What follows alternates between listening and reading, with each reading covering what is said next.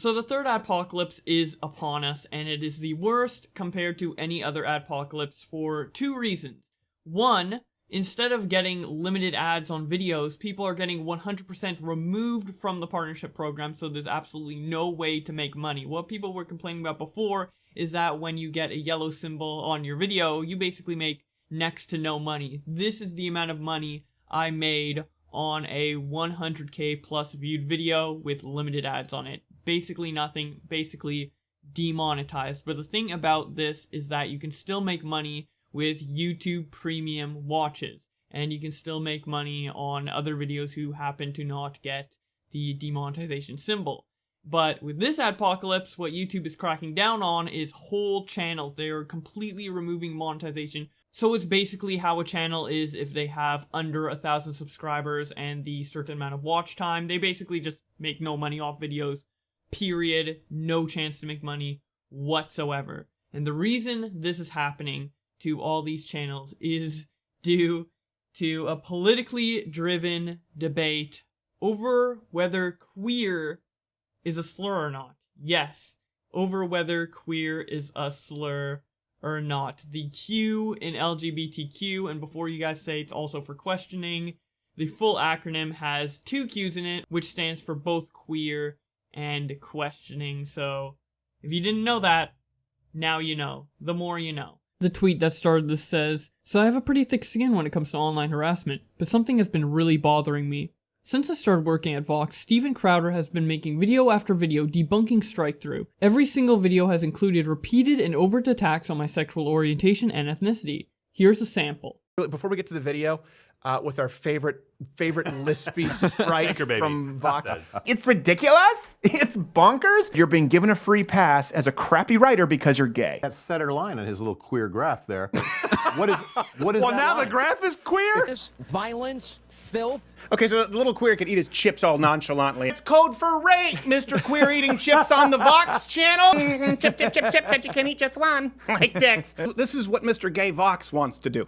Mr. Lispy Queer from Vox. What were you holding, Gay Latino from Vox? Even his hand movement in fast motion is gay. Now we're here with the short-haired angry lesbian on Skype. And cable news bitching. 2 gay guys sitting there eating a banana. We get the symbolism there. The truth is hiding in a closet 2 weeks later, probably along to his next Pride Parade outfit. This guy on the gay semi-Latino Vox. Oh, okay, so you really are just an angry little queer. All right, I can't deal with this Sprite anymore. Okay, he just sachets across without, like, just, the gay Vox Sprite is wrong! Now he could be a tranny, Your Honor! Never know. How many lispy, angry Sprites and Vox sachet across your screen and try and tell you otherwise. Or you, by the way, the gay Mexican guy, the gay Latino V-neck. Gay Mexican. Or Mexican gay guy used to work. Mexican gay Latino there at Vox. Oh, gay Latino from Vox. The token Vox gay atheist Sprite with surprisingly flaccid chest, considering how thin he is. It's very bizarre to me. Ad hominem, yes, but it was an addendum to fact. This has been going on for years, and I've tried to flag this shit on several occasions, but YouTube is never actually going to enforce its policies,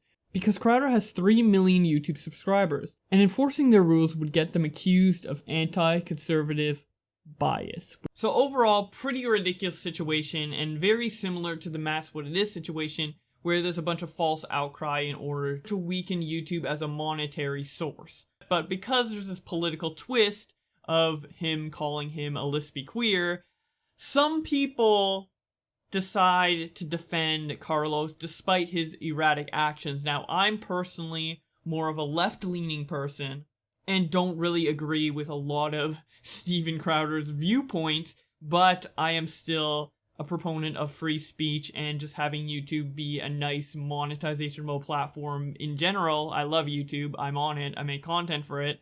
So overall, this is still an issue for me, and I can look past the politics of whether calling someone a lispy queer is offensive or not. Like, that's just really semantics at the end of the day when it comes down to this issue. But there are certain people who go out of their way to align to their political side so heavily that they end up being hypocritical in their own base viewpoints. And the perfect example of this is I'm Alex. Back when PewDiePie had his N-word controversy, he made a video talking about it, and in that video, he said this. What a fucking jeez, oh my god, what the fuck? Sorry, but what the fuck? I had to bleep that out, because apparently a lot of people are very upset with hearing that word. PewDiePie said the N-word on stream. That's basically what happened.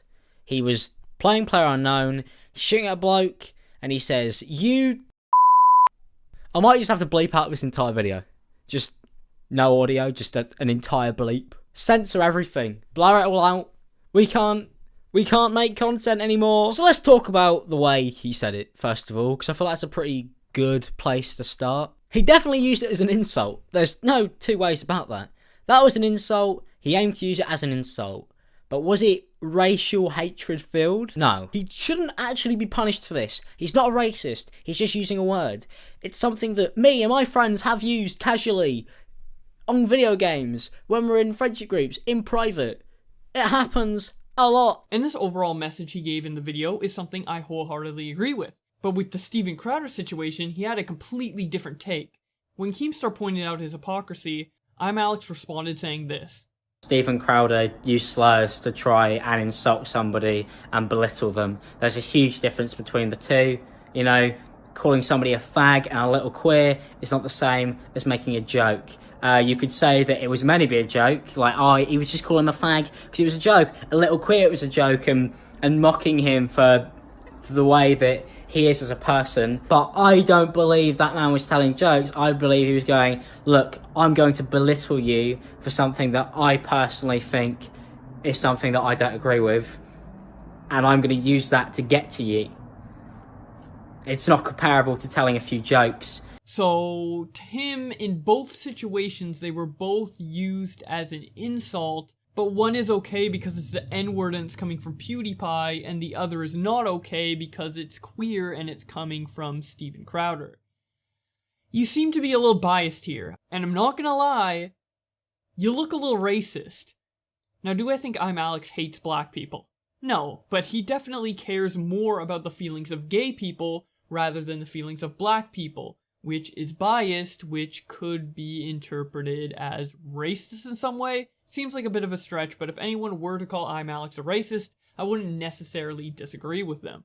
Then we have other YouTubers like Elvis the Alien and Bunty King trying to play devil's advocate, saying, oh, well, this shirt's pretty offensive, and, well, if you follow the guidelines, it's like, no, guys. Number one, he didn't break any guidelines, and two, this is not something you play devil's advocate for because it dilutes the overall message. Giving validity to a website who's hell-bent on destroying YouTube. They have a history of this. And to just play devil's advocate during an adpocalypse as YouTubers is very irresponsible in my opinion. But Bunty's also the type of person to get into the drama community, grow his brand off the drama community, then leave it and call people who make drama videos people that have literally nothing to value to the world, and people who watch them emotionally stunted. So, take anything he says with a grain of salt. To me, he's a fucking idiot. This has been a huge issue I've been seeing in left-leaning politics in general, which I am generally a part of because I believe in a lot of the social beliefs of the left, but something I disagree with and I've been seeing rise more and more over the years is that people cannot differentiate genuine bigotry and phobia to jokes at the certain group's expense. You know, legitimate phobia is when you're like, oh, I hate gay people. If I have a gay son, I'm gonna kick him out of the house. I will disown anyone who's gay. If I find out my friend's gay, I'm not his friend anymore. I hate gay people. I wish they were all off the planet. Versus saying something like, oh, look at that lispy queer over there, you know? There's a difference. One is definitely in poor taste, but it's not necessarily genuine phobia, which is the thing that everyone can get behind and everyone can advocate against. And that's the main message that these people want to suppress on YouTube, right? You know, don't talk about homophobia. Don't advocate for homophobia on YouTube. That's what they want to happen, you know? And I don't think Steven Crowder, by making this joke, is advocating for homophobia.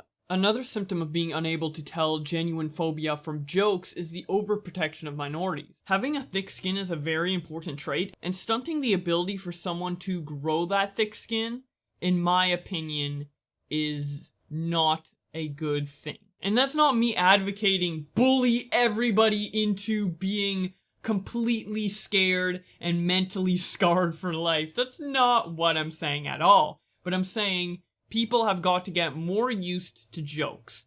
And if they don't like a certain joke, tell the person that's joking that you would not prefer them to joke that way. And maybe if they are a decent person, they will stop making those jokes around you. And if they don't, then they're probably a dick and you don't want to be friends with them anymore. Just ignore them and don't force them to change. They will find out on their own as they lose more and more friends that they are personally making a mistake. I heavily believe in the natural progression of eliminating bigotry. I think over time, as we start to establish these type of bigoted thoughts as being socially inappropriate, people will naturally just want to stop doing it because they don't want to be, socially inept.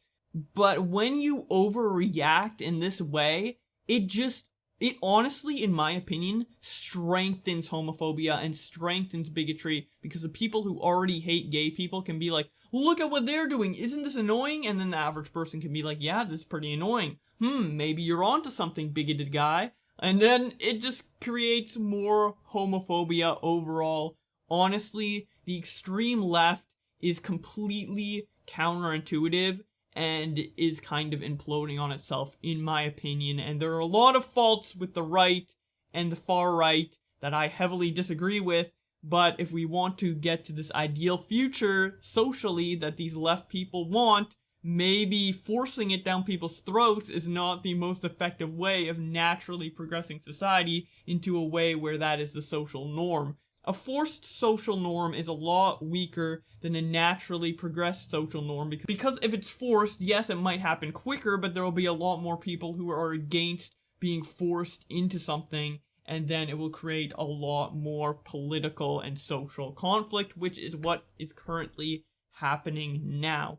And the fact that this situation that is so black and white can create such a divide among creators who are universally against censorship and demonetization just because it has a political aspect to it is completely baffling to me.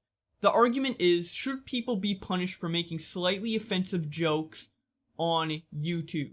Yes or no? The very clear answer to this, if you care about YouTube being an open platform where anybody of any person can share their thoughts, as long as it's not like, oh, I support killing people, or oh, I support rape or something, as long as it's not super extreme. If you believe in that fundamental right to say what you want and basically be yourself on YouTube, if you believe in that, the answer should be 100% yes, and you should be 100% against what Carlos is doing and saying. And even just looking at this objectively, without politics in mind, let's just look at the attitude of Steven Crowder versus Carlos Mata. Steven is being very respectful, very straightforward. He's genuinely upset and still makes jokes and expresses himself in a more bombastic, comedic way. But what he is actually saying is very respectful and straightforward and pretty reasonable. What Carlos is saying is very, anger driven, and let's take down this side that I don't agree with. And to me, that is just not okay. So with all the stuff Carlos has done regarding this situation in mind, I've been genuinely asking myself, why do these creators who are against the adpocalypse and have been at the forefront of change in the commentary community for so long, now supporting Carlos Maza? And I've come to two possible conclusions. One is that they value their political stance over their stance on YouTube, and since he's left-leaning, they're automatically going to believe and stand by Carlos because he's on the left and Crowder's on the right, and if they support Crowder or defend Crowder, they might feel like they're betraying their political party or something along those lines. The other theory is that they just didn't look into this that much, because it's very clear that Carlos has pretty malicious intentions. I mean, Vox was the same company that went after PewDiePie during Adpocalypse 1 and probably talked about Matt's What It Is during Adpocalypse 2, and are now at the forefront of Adpocalypse 3. Carlos has even said in an article he wrote himself that his goal is to take conservative YouTubers off the platform. So obviously I don't think he is that offended by Steven Crowder calling him a queer. I think he's more offended at the fact that Steven Crowder is on YouTube at all, which I think having him forced off of the website is a very bad thing. Even if what Crowder has to say is pretty retarded, having diverse opinions on a platform like YouTube is just as important as having diversity in other categories like sexuality and ethnicity. And if people start getting banned for jokes and light jabs, I wouldn't be able to call Steven Crowder retarded. And I want to call Steven Crowder retarded. So regardless of your political affiliation, let's please keep YouTube as YouTube and not their tube, or let's not make those type of jokes tube, because then it's not a platform where you can truly broadcast yourself. Anyways, that's about it for the video. Thank you guys so much for watching. As you can tell, the way I'm doing things is a very new format. I typically don't do facecam videos, but I felt like it was time to transition over to facecam because I want to be able to express myself more. I want to be able to put out videos faster by not having to edit so many visuals, and I just want to have my hot takes right out in front of you for you guys to listen to and give your thoughts on. I would love to hear your thoughts on the comment section below on this topic in general and how I did this video, because there's no guarantee that I'm going to make all my videos like this. I still enjoy making content that takes a lot of time to make, but I think I'm going to reserve that for videos that aren't based on specifically trending topics, and then on trending topic videos I'm going to be more face cam like this. Tell me what you guys think in the comment section below. Anyways, I appreciate your continued support, and I will see you in another video.